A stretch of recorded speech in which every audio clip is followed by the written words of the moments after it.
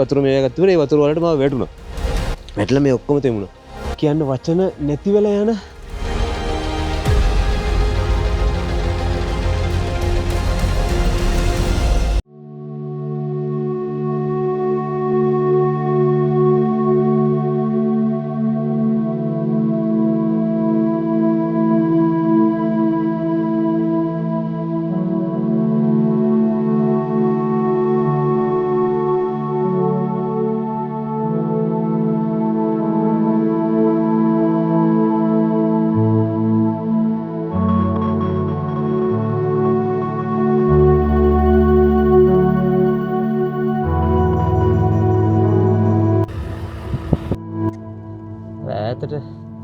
රෑතින් දියැල්ලක් කඩාගෙන වැටෙනවා වලට පේනවද? මාරම ලස්සන පාරක් මේ පාර. මම මේ පාරේ වීඩියෝස් ගන්න හිතුවේ නෑ. නමුත් මේ පාර ලස්සන දැක්කයින් පස්සේ පාරේ වීඩියෝස් ගන්න නැතුව මේ ඉන්න බැරුව ගියා ඇත්තටම. නැත්තම් මම යන තැනට ගිහිල්ලා වෙලා වීඩියෝ එකේ ආරම්භය ගන්නවා කියලා හිතාගෙන ආවේ. නමුත් ඒ වුණාට මේ පාරේ ලස්සන දැක්කම මේ වීඩියෝ එකක් ගන්න නැතුව ඉස්සරහට යන්න හිතුන්නේ නෑ.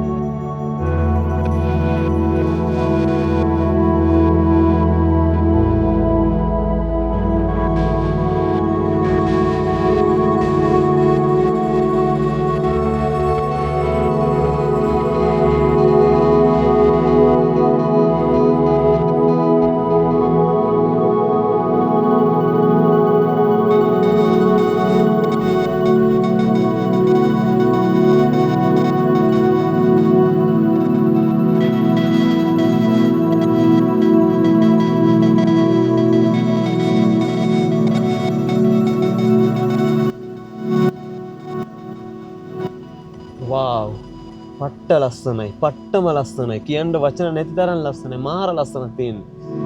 තප්පරයකට මෙතනින් වාහනේ හිටවුණා.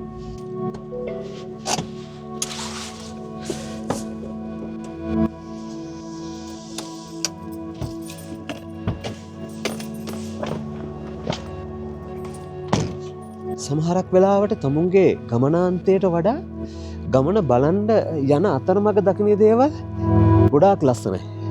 ඉතින් ඒ වගේ හරි අපූර්ව ලස්සන දර්ශනයක් තමයි මේ දැන් අපේ මේ ඇස් ඉස්සරහා දිගෑරෙන්නේ. බලන්නකො මෙතන කොච්චර ලස්සනද කියලා. මෙතනින් පල්ලෙහාට බහලා කරලා මෙතන තියෙන මේ හෙලිකොප්ටර් නතර කරන්න හෙලිකොප්ටර් බාන්න මේ තැනක්.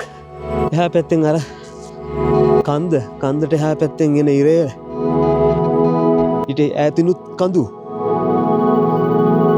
ඊට පස්සේ මේ ලස්සන වතුර පාර වතුර කොළම කොළ පාටයි. ඉතින් මෙතන මේ ලේක් එක ගහවට යන්න එපා. මේ ඩේන්ජරස් කියලා ගහලා තියෙනවා. තියෙන ගල්වල මේ පාසි බැඳිලා මාර විදියට ලෙස්සනවා. ඔයාලට පේනවද දන්නේ නැහැ මගේ මේ කලිසම මේ සම්පූර්ණයෙන්ම තෙමුණා.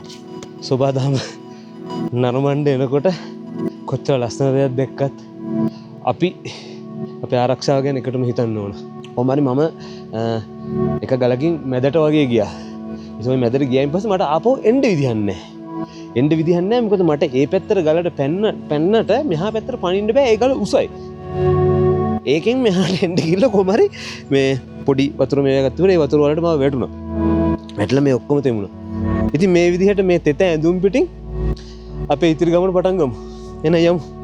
ඉතින් මෙතනින් මේ හරි ලස්සනට ගලා බහින්නෙත් මේ අපි අර පල්ලෙහා බලපු වතුර පාරමයි.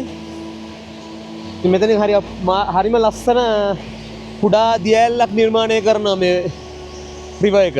ඉතින් මේ උඩහෙන් තමයි ගලාගෙන එන්නේ. මෙතන උඩහෙන් ගලාගෙන එන්නේ.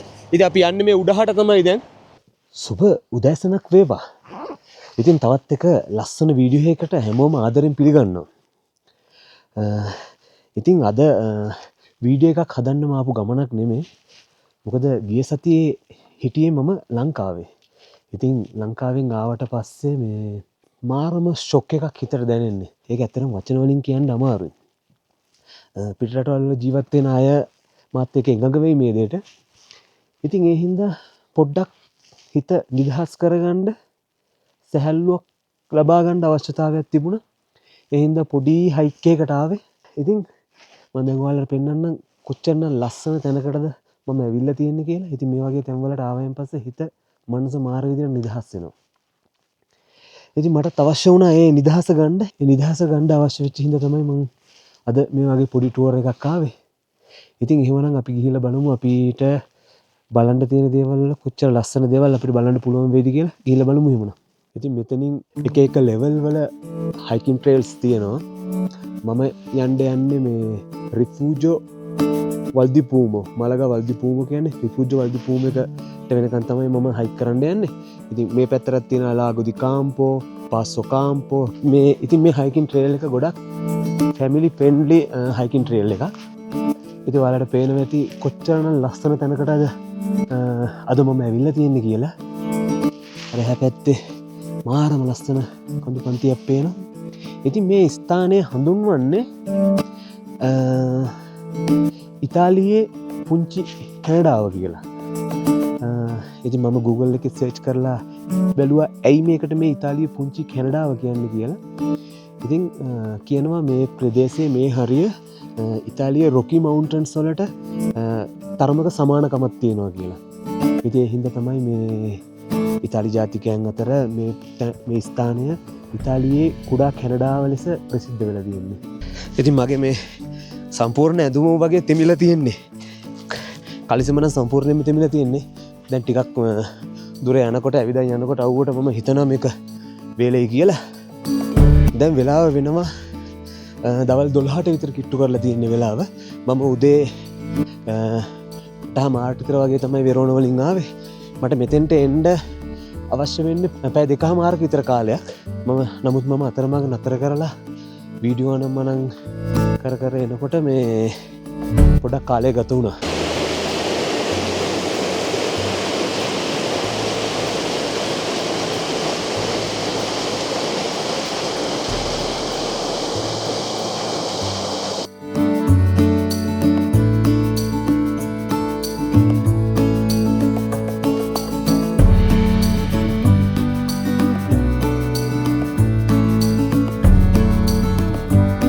මෙතන තව එක view point එකක් වගේ හදලා තියෙනවා.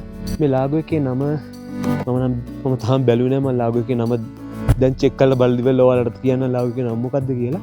ඉතින් මේ අපි ඉන්න හරිය තමයි මේ ඉන්න තැනට කියන්නේ වල්දි පූමෝ කියලා. වල්දි පූමෝ කියන්නේ මේ පූමෝ කියන නිම්නය කියන එක තමයි ඉතාලි භාෂාවෙන් කියන්නේ වල්දි පූමෝ කියලා. ඉතින් මේ වල්දි පූමෝ අයිති වෙන්නේ ඉතාලියේ ට්‍රෙන්තෝ වල පාර්කෝ අදමෙල්ලෝ බ්‍රෙන්තා කියන නැෂනල් පාර්ක් එකේ තියෙන මේ එක තවත් හරිම ලස්සන නිම්නයක් තමයි මේ වල්දි පූමෝ කියන්නේ. මම ඒ තැනකොට හිතුවා ඇත්තට මේ කියන තැන මේ කියන තරම්ම ලස්සනද කියලා. මම හිතුවට වඩා ලස්සනයි. මාරම ලස්සනයි. ට්‍රේල් එක තරම මාරම ලස්සනක් තියෙන. මට මේ ලස්සන ගැන කොච්චර කිව්වත් ඇති වෙන්නේ නැහැ. එච්චරම මාරම ලස්සනයි. ඒකට ලොකු ලස්සන තවත් එකතු කරනවා මේ ඕටම් එකේ ගස් කොළන් වල පාට වෙනස් වෙලා තියෙන එක. ඒ ලස්සන තවත් වැඩි කරනවා.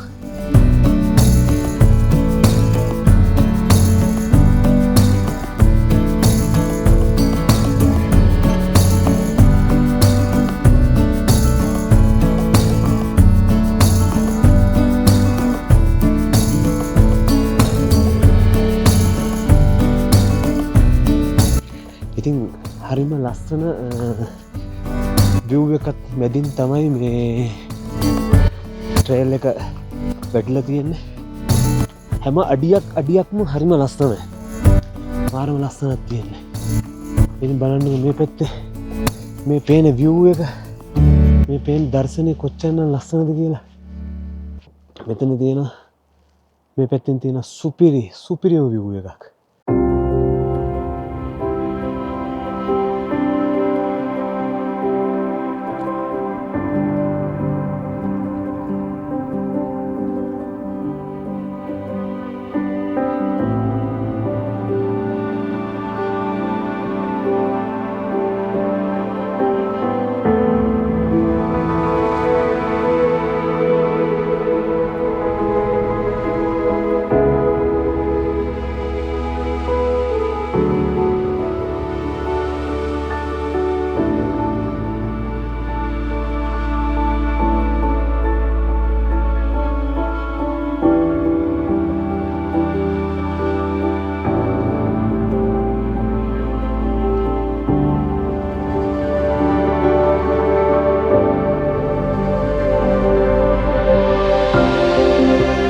පේනවනේ කොච්චරන සීතක් ඇත්තද මේ විදිහට මේ ඊයේ පෙරේද මං හිතන්නේ වැහැලා ඉතුරු වෙච්ච වතුර ටිකක් මෙතන තියෙන්නේ නැත්තේ.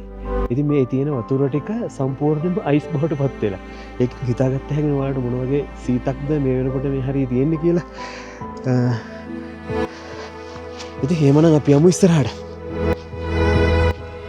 මම පොඩ්ඩක් මේ යන ට්‍රේල් එකෙන් මේ ඇතුළට ඇවිල්ලා ඔයාලට මේ තැන පෙන්වන්න හින්දා ඇතුළට ඇවිල්ලා පෙන්නුවේ. ඉතින් තරමක සීතක් සෑහෙන තරමක සීතක් තිබිලා තියෙනවා. මේ අද දවසේ දේශගුණේ ඇත්තටම ගොඩක් හොඳයි. උෂ්ණත්වය සාමාන්‍යයෙන් 7ක් විතර ධන 7ක් විතර වගේ තියෙන්නේ. ධන 7ක් වගේ තිබුණාට සීතක් දැනෙන්නේ නැහැ ලොකුවට. මේ අද හොඳ පැහැදිලි ඉරේලියක් තියෙනවා. ඉතින් මේ පැහැදිලි ඉරේලියත් එක්ක දැනෙන සීත ඇත්තටම හරිම අඩුයි. අනිත් එක හයික් කරද්දී ඇවිදිද්දී එංග රත් වෙනවා. ඒ රත් වෙනකොට මේ සීතක් දැනෙන්නේ නැහැ කොහොමත්.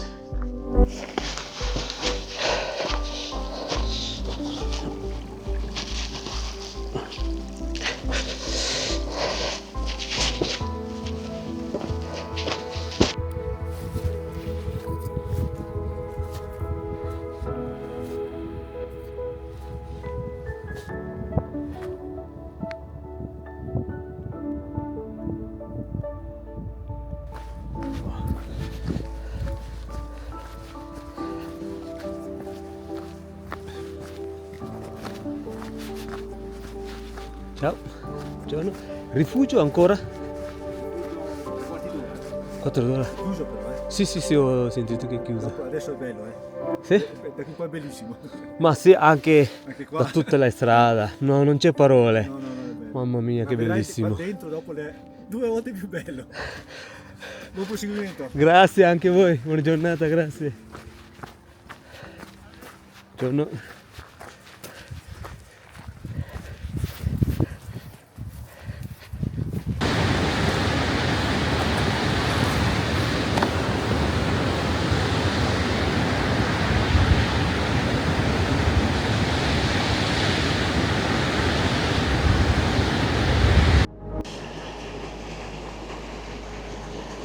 තවත් මාරම ලස්සන ලොකේෂන් එකක්. මාරම ලස්සනයි. ඇත්තට කියන්න වචන නැති තරම් ලස්සනයි මේ තැනත්.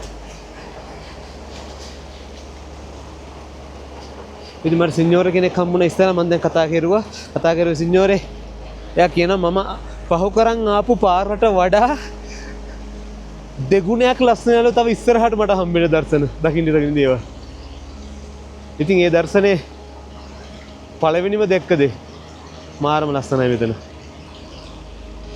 බලන්න වතුර කොච්චර පැහැදිලිද කියලා. මාරම පැහැදිලි වතුරක් තියෙන්නේ. මාරම ලස්සනයි.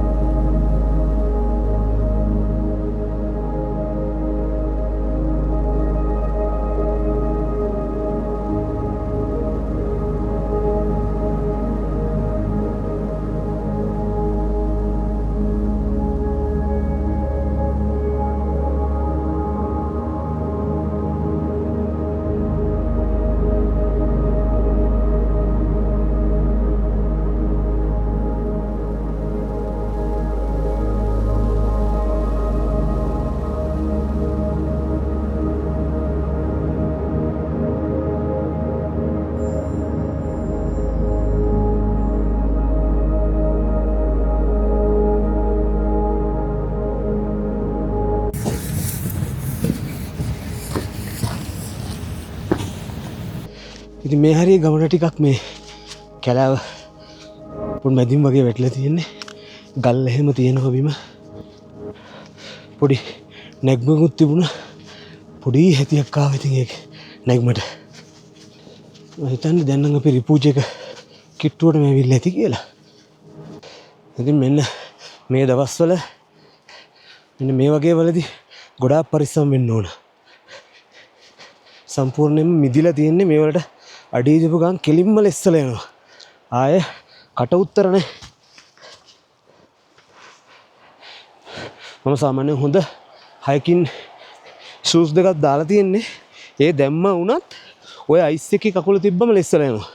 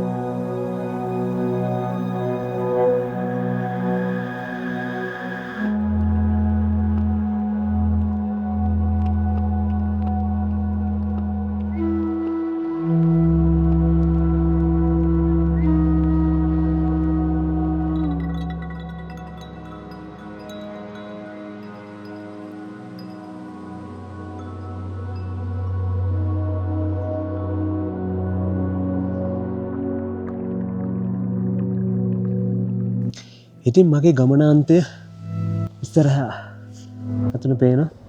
මෙතන රිපූජකේ තේ රිපූජක වහලා තියෙන. ඉතින් මම ඒ රිපූජක ගාවට යන්නේ නැහැ. ඉතින් මේ සංචාරය ගැන කියනවා නම් ගමනාන්තයට වඩා ගමන ගොඩාක් ලස්සන වෙච්ච සංචාරයක් මේක. ඉතින් අපි එනකොට ගොඩාක් ලස්සන තැන් දැක්කා. ඒක පහු කරගෙන ආවා. මේ අවසානයේ දකින්න දර්ශනයට වඩා අපි දැක්ක දර්ශනය භූමි දර්ශන ගොඩාක් ලස්සනයි. මේ හරියට ලස්සනයි. ඇත්තටම මේ හරියට ගොඩාක් ලස්සනයි. නමුත් මීට වඩා ඒ කියන්නේ ගමනාන්තයට වඩා ගමන ගොඩාක් ලස්සනයි කියලා කියන්න පුළුවන් මම මේ සංචාරය. ඉතින් දැන් මම මෙතන ටිකක් මේ විදිහට සැනසීමේ ඉඳලා ඊට පස්සේ ආපහු බහින්න පටන් ගන්නවා. දැන් 2යි කාලා වගේ වෙලා තියෙනවා. මම දවල්ට කෑම මුකුත් ගෙනාවේ නැහැ. මම එනකොට කෙසෙල් ගෙඩි දෙකක් විතරක් අරගෙන ආවා. ඒ කෙසෙල් ගෙඩි දෙකත් මේ වාහනේට ගිහිල්ලා ඉවරලා කෙසෙල් ගෙඩි දෙක කනවා. ඉතින් මෙතන ටික වෙලාවක් මේ නිදහස මම විඳලා ඊට පස්සේ ආපහු බහින්න පටන් ගන්නවා.